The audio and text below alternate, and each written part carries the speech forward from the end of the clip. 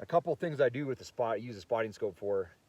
When I usually started glassing sequence, I always usually will use binoculars by the hand to look at all the most productive looking spots pretty quickly, you know, and get a good scan on everything.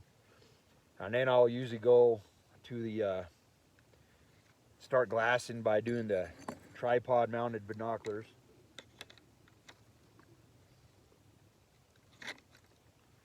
Um, you know, this is the way to go if you're picking out animals, especially for deer. You know, elk I don't need to necessarily go to this level unless I'm looking for bedded elk. But this is a big change, you know, big advantage to go here. And then anytime I have any questionable spot, or I'm looking ways away, or I'm not just picking out anything, and I need to get to that, find out what these bucks are looking like, because sometimes it'll blend in so well. You gotta look a little bit deeper. You know, I'll just use a spot. I'll use a spotter, you know, to look at them. And see what they are, what they are, and what I'm looking at. And sometimes I'll just use spotter to glass, you know, if I'm not seeing anything. And a lot of times it'll do the trick. When I glass, I don't have a. I let the country tell me how to glass. Like say I got fingers going this way, like I'm looking at right over here. I don't glass this way.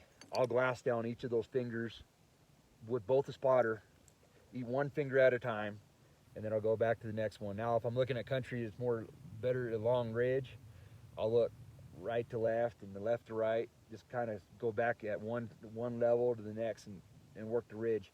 I always continue to go back to the most productive spots continuously. I'll go back and check them all, and then I'll use a spotter to verify anything. Then it gets a little later in the day when animals start bedding up. That's when I really start to use a spotter a little bit more. I'll start looking into bedding areas where I feel they're going to be bedding at, and I'll be looking into the trees, into the shadows, and that's where I often use these to pick up animals. It really works well during archery elk hunting. That's what people don't want to use elk, but I pick up bulls all the time when they're bedded up, and I use a spotting scope to do it. And they'll be bedded up under a tree. A lot of times they're right under a ridge line into the trees. And you'll just catch one body, and all of a sudden, shoot, you got 30 elk in a herd. You know, so spotting scope is very valuable to take.